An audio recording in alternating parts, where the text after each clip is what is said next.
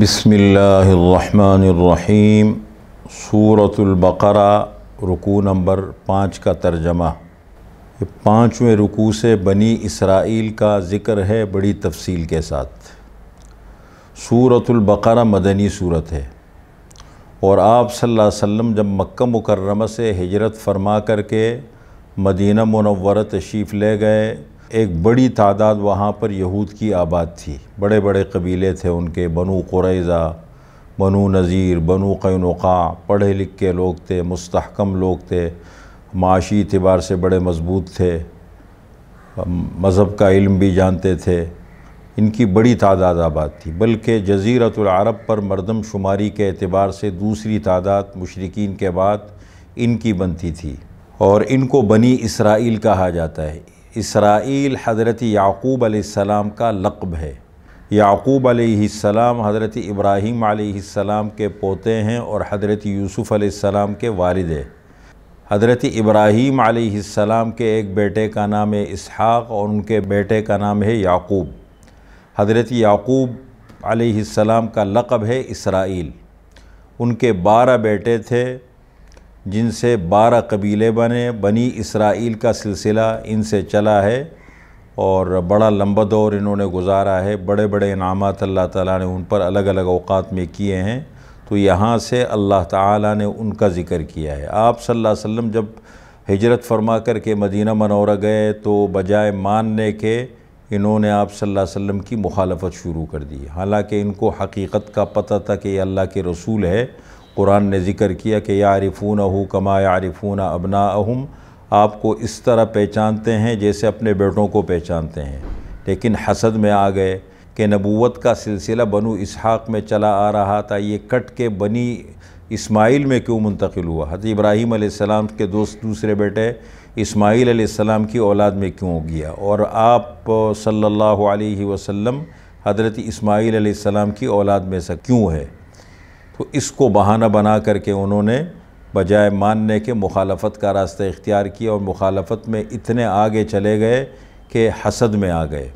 تو یہاں پر اللہ نے بنی اسرائیل کو مخاطب کیا ہے، اور یہ سلسلہ کئی آیات پر اور رکوعوں پر مشتمل ہے، بلکہ پارے کے آخر تک انہی کا سلسلہ چلے گا۔ تقریباً 40 انعامات کا ذکر اللہ تعالیٰ نے کیا ہے کہ یہ انعامات ہم نے ان کے اوپر کیے ہیں، اور پھر ان کی ناشکریوں کا ذکر ہے بڑی تفصیل کے ساتھ۔ تو اس رکوع نمبر 5 کے اندر اجمال ہے، بنی اسرائیل کا ذکر ہے اجمال کے ساتھ، اور پھر اگلے رکوع سے ذکر ہے ان کا تفصیل کے ساتھ۔ یا بنی اسرائیل، اے بنی اسرائیل، اذکروا، یاد کرو، نعمتی، میری نعمتیں، جو نعمتیں میں نے کی ہیں تمہارے اوپر، تمہارے باپ دادوں پر، ان کو یاد کرو۔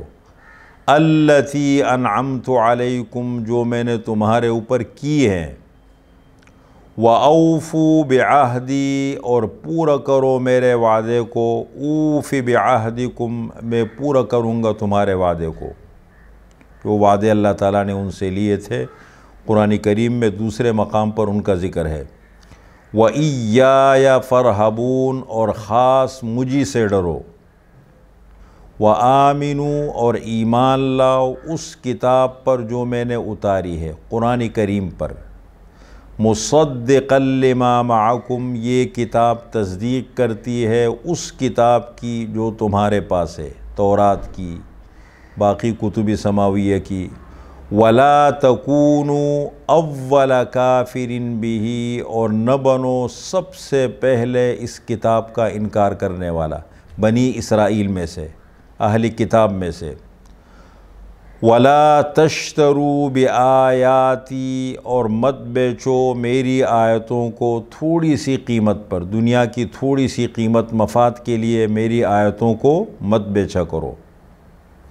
وَإِيَّايَ فَاتَّقُونَ، اور خاص مجھی سے ڈرو۔ وَلَا تَلْبِسُوا الْحَقَّ بِالْبَاطِلِ، اور مت ملاؤ حق کو باطل کے ساتھ، اور خلط ملط مت کرو حق کو باطل کے ساتھ۔ وَتَكْتُمُوا الْحَقَّ، اور مت چھپاؤ حق کو، وَأَنْتُمْ تَعْلَمُونَ، حالانکہ تم جانتے ہو، تمہیں معلوم ہے، تم اہل علم اور اہل کتاب ہو۔ وَأَقِيمُوا الصَّلَاةَ اور قائم کرو نماز، وَآتُوا الزَّكَاةَ اور دو زکوٰۃ، وَارْكَعُوا مَعَ الرَّاكِعِينَ اور جھکو جھکنے والوں کے ساتھ، رکوع کرو رکوع کرنے والوں کے ساتھ۔ أَتَأْمُرُونَ النَّاسَ بِالْبِرِّ کیا تم حکم دیتے ہو لوگوں کو نیکی کا، وَتَنْسَوْنَ أَنفُسَكُمْ اور بھول جاتے ہو اپنے آپ کو، وَأَنْتُمْ تَتْلُونَ الْكِتَابَ حالانکہ تم پڑھتے ہو کتاب، تم اہل کتاب ہو۔